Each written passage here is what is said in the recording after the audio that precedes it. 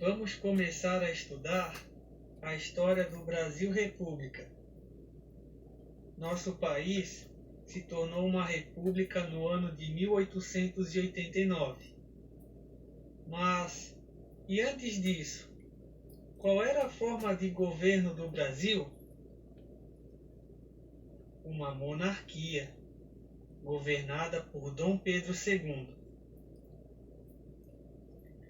Vamos compreender por que terminou a monarquia e começou a república. Por que o governo passou de um imperador para um presidente?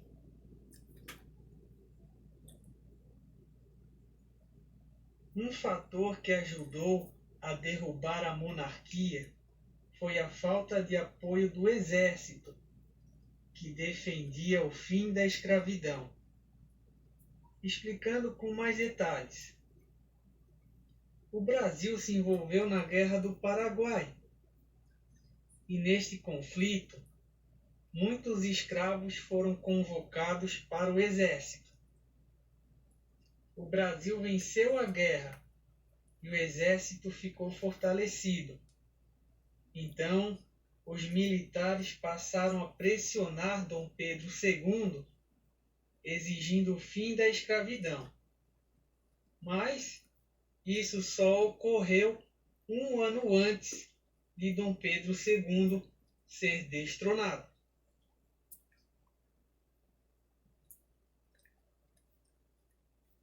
A escravidão foi proibida no ano de 1888, através da Lei Áurea. Isso representou para Dom Pedro II a perda de apoio da aristocracia, que era formada principalmente por cafeicultores do Oeste Paulista. A lei foi sancionada sem nenhum tipo de indenização aos proprietários, o que desagradou os cafeicultores.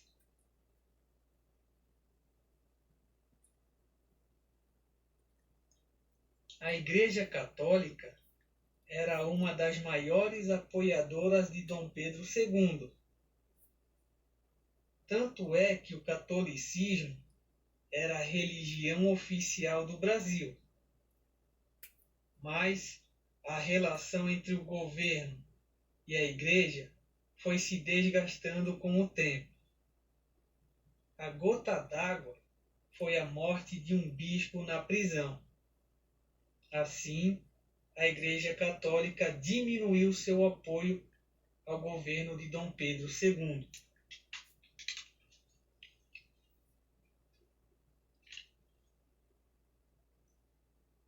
Outro ingrediente que fragilizava a monarquia foi que os cafeicultores paulistas, muito poderosos na época, não tinham cargos importantes no governo de Dom Pedro II e assim fundaram o Partido Republicano Paulista, o PRP. Observe, o Brasil era uma monarquia e fundaram um partido favorável à República. Os cafeicultores do Oeste Paulista consideravam o governo de Dom Pedro II conservador e atrasado. Para eles, a República poderia assegurar mais autonomia política e financeira para as províncias, que hoje são os estados.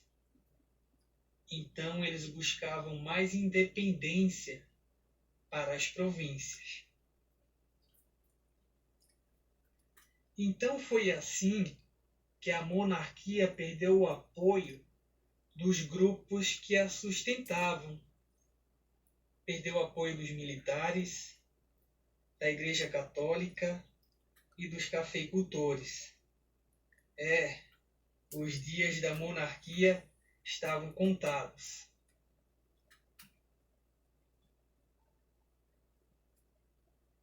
Na manhã do dia 15 de novembro de 1889, o Marechal Deodoro da Fonseca marchou com as tropas do exército para o Ministério da Guerra.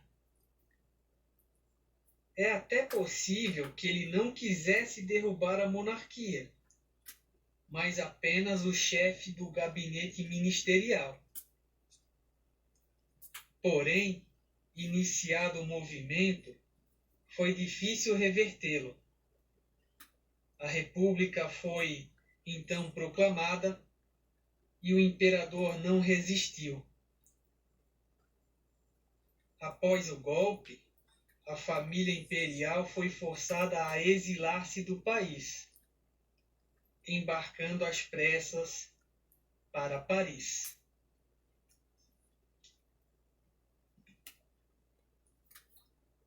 Após a derrubada de Dom Pedro II e da monarquia, teve início a República. O Brasil deixou de ser governado por um imperador e agora estava sob o comando de um presidente. Com a proclamação da República, foi formado um governo provisório, liderado pelo Marechal Deodoro, até que ocorressem eleições.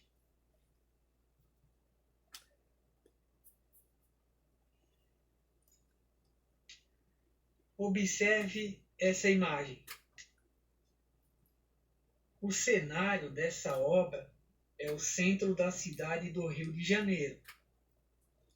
À direita, o pintor representou o quartel-general do Exército. No centro, há militares, cavalaria e canhões. Deodoro está representado no grupo. Podemos concluir que o protagonismo militar é representado. Há poucos civis. E realmente foi um movimento organizado por militares sem a participação popular. Esse foi o 15 de novembro de 1889, a proclamação da República.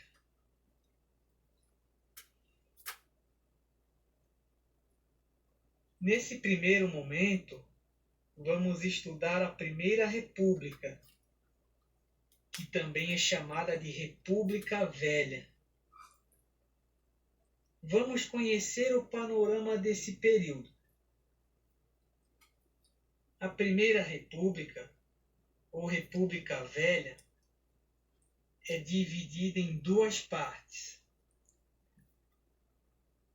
A República da Espada, que teve como presidentes o Marechal Deodoro e o Marechal Floriano Peixoto, e a outra parte da República Velha é chamada de República Oligárquica ou República do Café com Leite. Por que República do Café com Leite?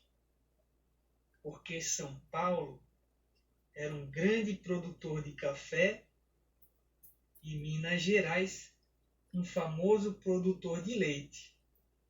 E esses dois estados se revezavam na presidência da República no período. Além disso, eram os estados mais ricos e mais populosos.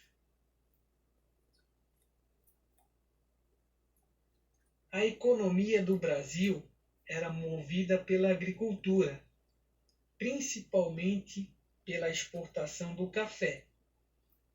Era o que gerava emprego e renda. A maioria da população vivia na zona rural, até porque a maioria dos empregos se encontravam no interior, na agricultura. Com a proclamação da República, as antigas províncias passaram a ser chamadas de estados. Então, Santa Catarina, por exemplo, deixou de ser província de Santa Catarina e passou a ser Estado de Santa Catarina. Na época, a capital do Brasil era o Rio de Janeiro. O Rio foi nossa capital entre os anos de 1763 até 1960, quando então a capital foi transferida para Brasília.